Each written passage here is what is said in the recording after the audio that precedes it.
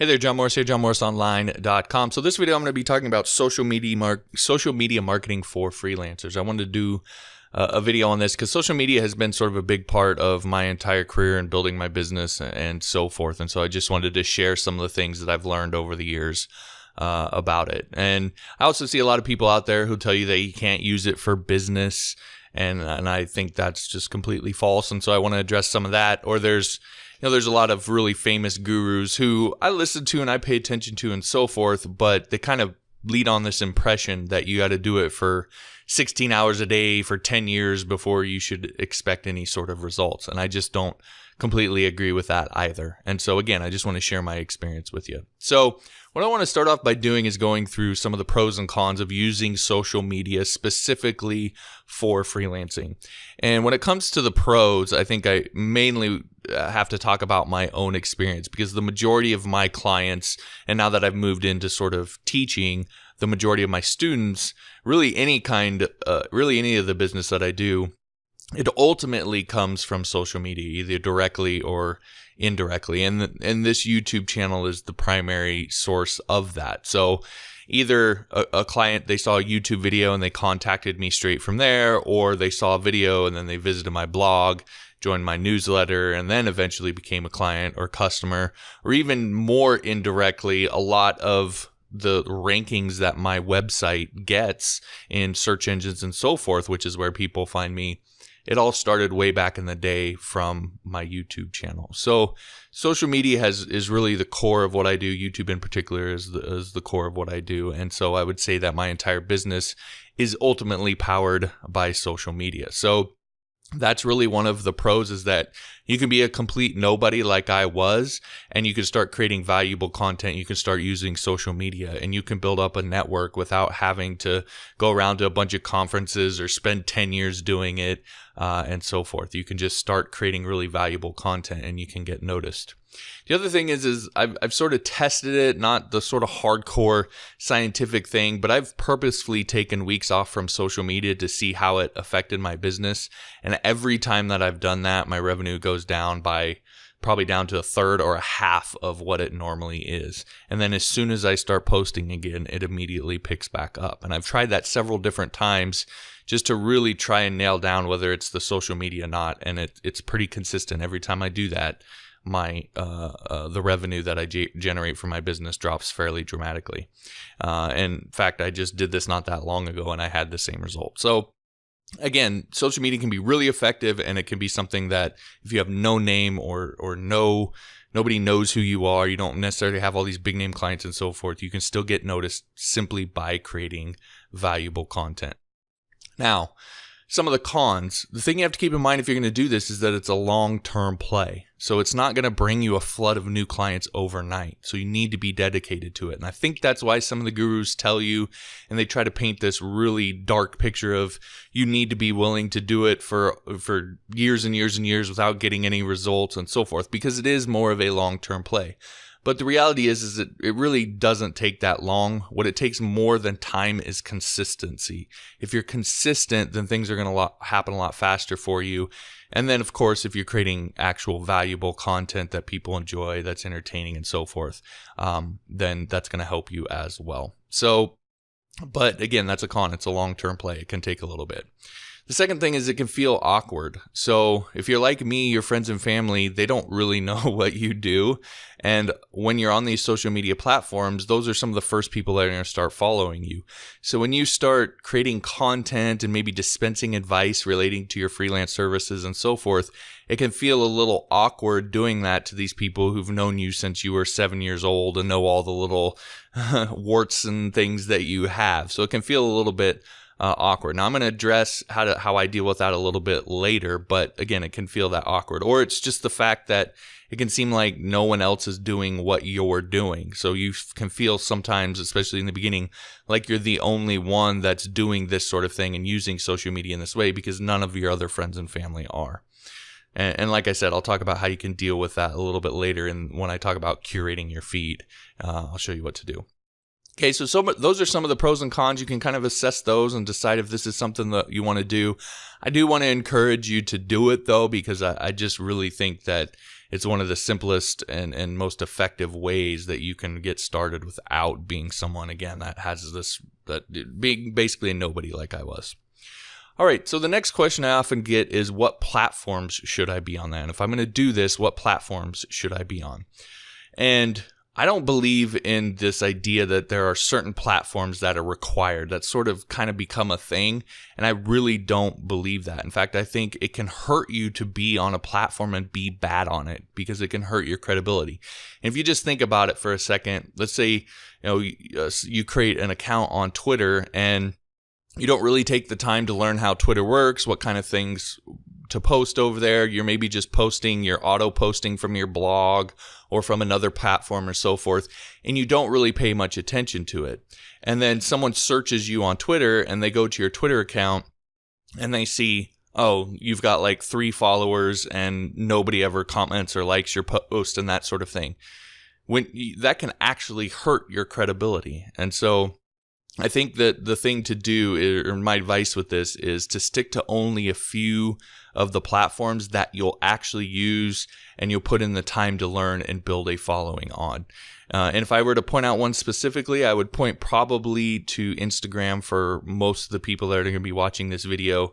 In particular, if you're in some sort of visual niche, so photography, web design and development, anything that involves sort of pictures, graphic design, anything that is very visual friendly like that, your Instagram's going to be pretty simple for you, because you're essentially going to let your work speak for itself. And the more you can get to that point, the lot easier a lot of this stuff is. Now, if you're a writer, because I know I have a lot of writers that will comment on my stuff, then maybe Instagram isn't the best place for you. Something like Medium. And a lot of people don't necessarily think of Medium as a social network, but Medium thinks of itself as a social network. And it's built that way. So if you take a lot of what I'm going to talk about here and you apply it to Medium as a writer, and not just post articles and that's all you do on Medium, you actually treat it like a social network, then this can all work for you as well. So that would be my sort of general suggestion, but ultimately just stick to the ones that you're going to actually use at least first,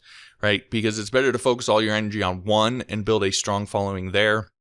And then once you've done that, you can use that audience to build your other profiles later and diversify your social media.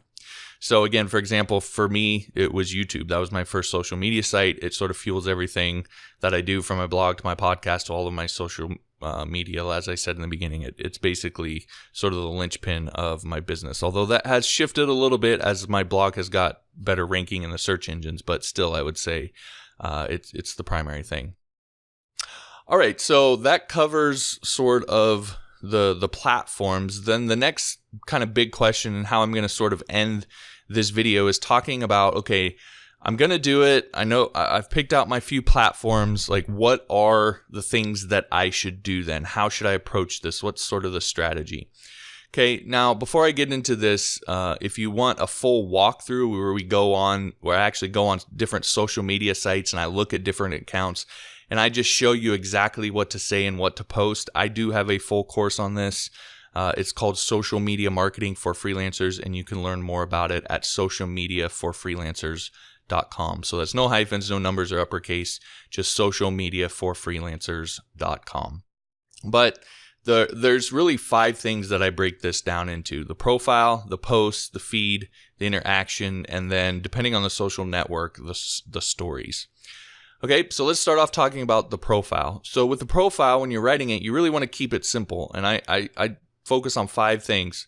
So you want to say who you are. You want to say what you are. So, for example, I'm a freelance web developer.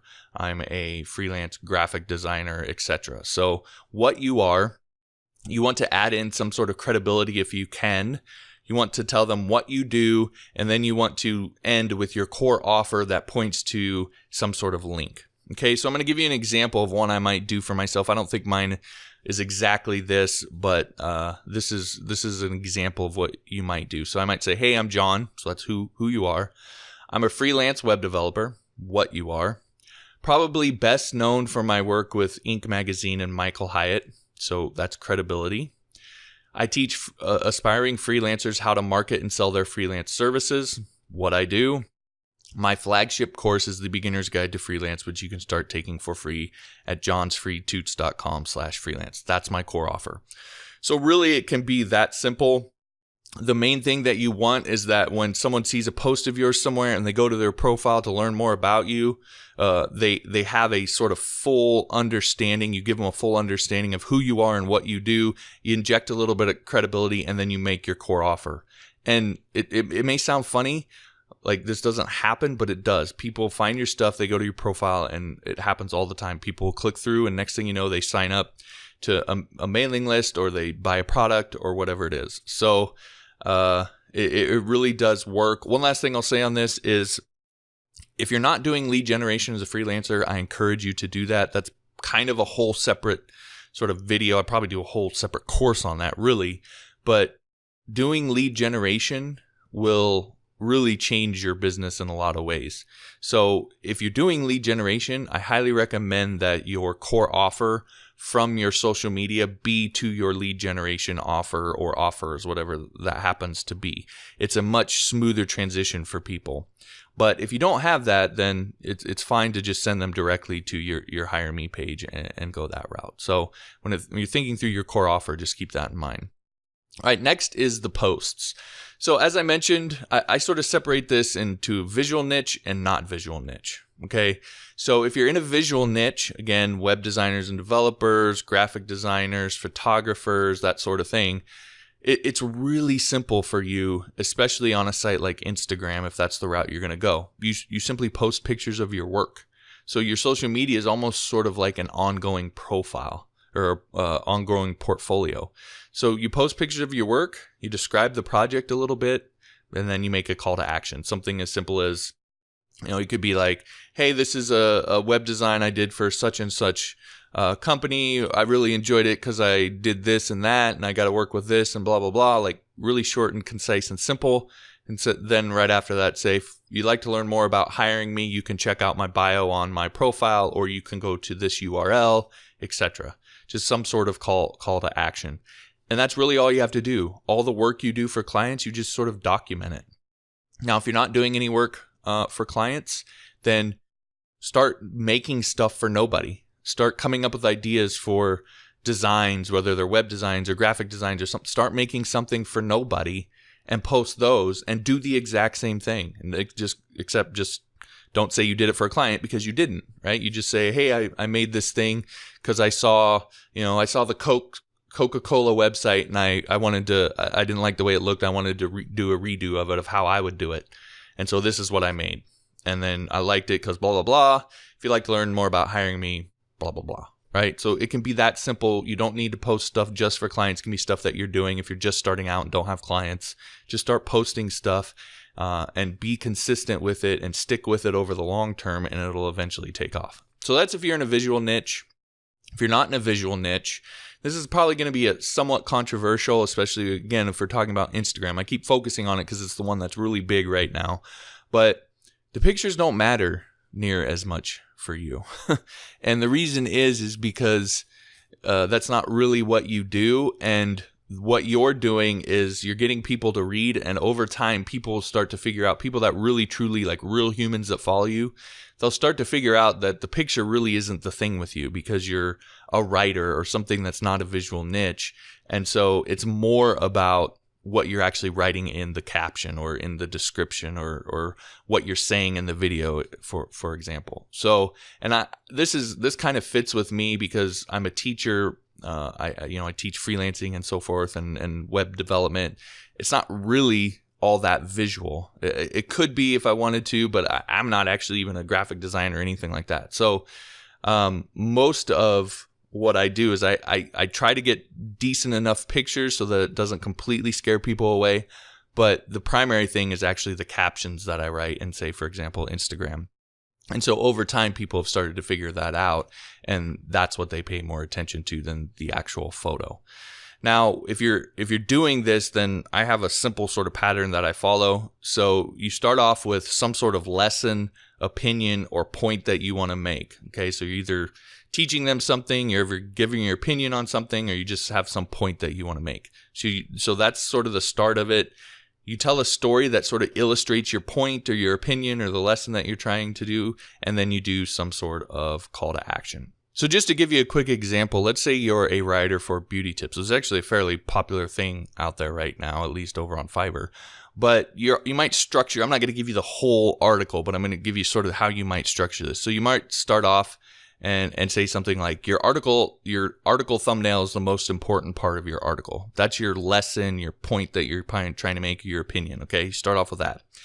And then you would go into a story. So you say, just the other day I was working on an article, and you might tell some story about how you're working on an article and it wasn't getting much traffic, and you changed the thumbnail and then suddenly it got a bunch of traffic. I don't know whatever the example might be. Again, you as the writer, I want to make this could be tricky for people, but you as the writer who are writing beauty tips articles, okay, you are not catering to the beauty industry. You are catering to the people who are catering to the beauty industry. So you're going to be catering to the people who are writing the content on the blog, the beauty blogs or the fashion blogs, etc. So you're creating content for them. You're not creating content for their viewers, their customers, their readers, etc.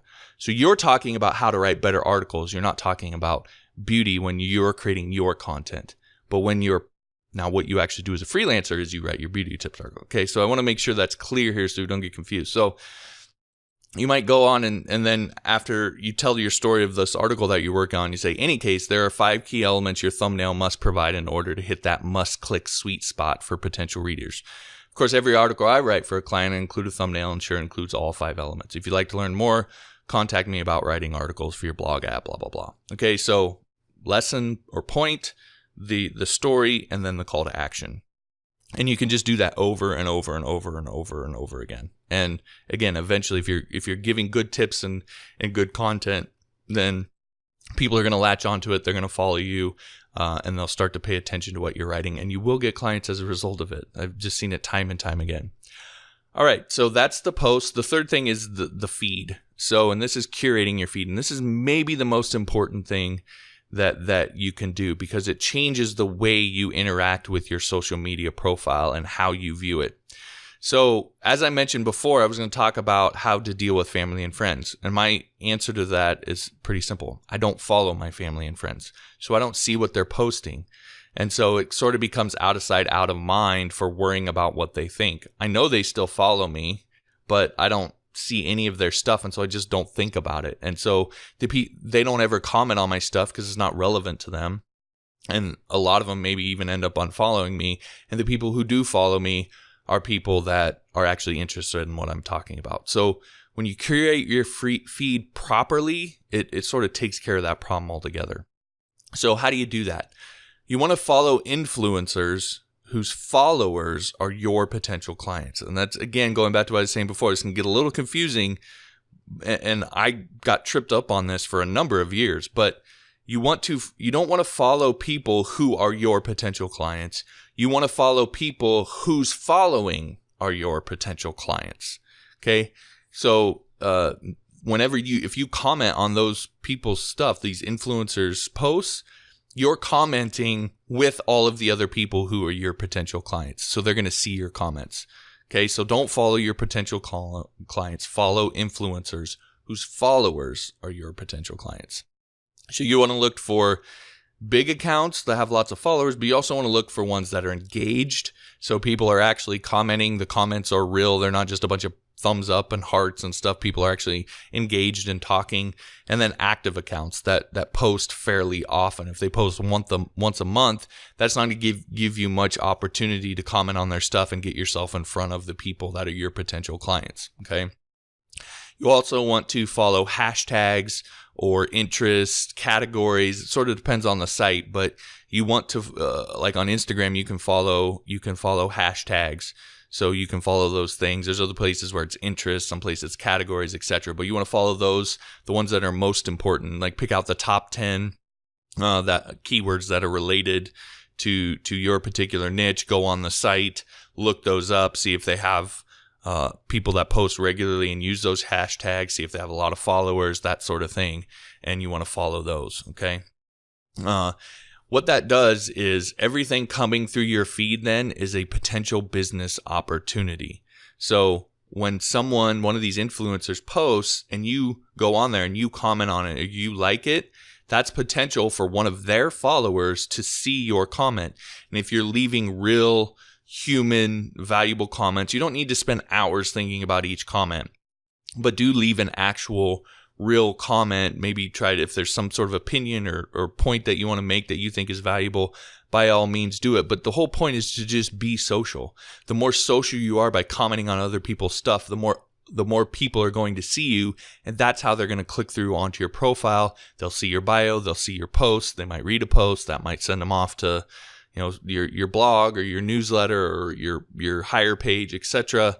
And that it just creates, that's how you create sort of the beginning of the funnel, and you create this trail of people's by constantly commenting on other people's stuff, not just thinking about your stuff and what you're posting.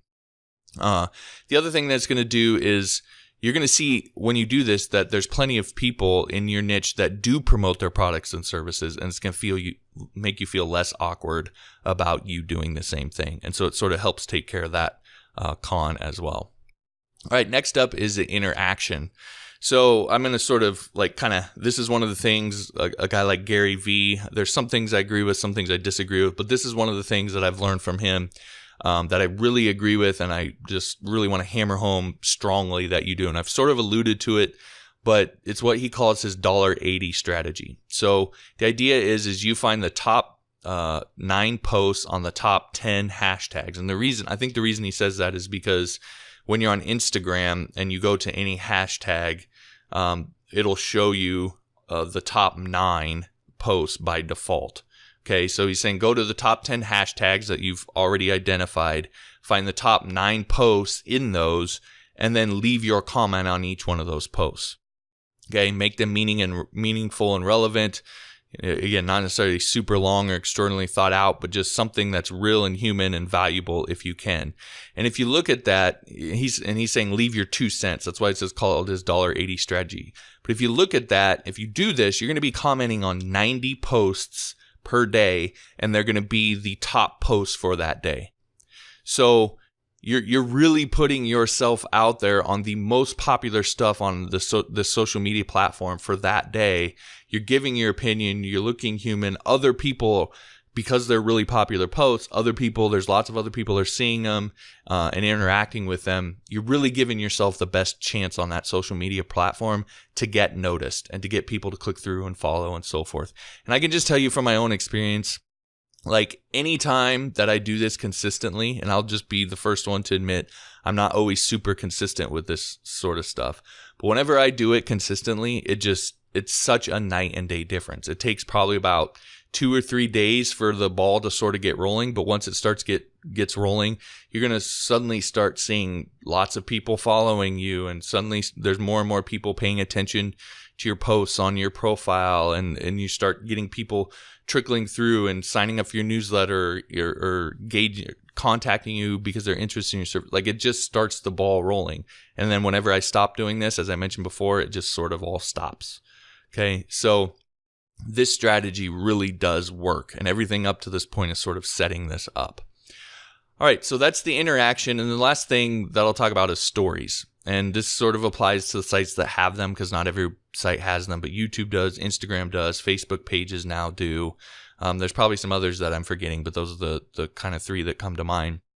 The big thing with this is that it puts you sort of top of mind, right? Because when you post a story on your profile, what it does is it sort of moves you. If you've seen like on Instagram, people who've posted stories are kind of listed across the top. And so when you post a story, it sort of it kind of pushes you ahead. It doesn't mean you're automatically going to go to the very first spot every time you post, because other people are posting too, but it's constantly pushing you as far forward as you can get. And so it kind of keeps you top of mind. And then the thing that you do is you sort of, when I post on the stories is where I put more of my more informal comments. So if you're going to take pictures of your lunch or your kids or what you're doing for that day, I tend to put that in the stories. It's really for more informal type stuff. And then What I'll also include in there is I'll include testimonials from clients, and I'll have a little link to the site where that testimonial comes from.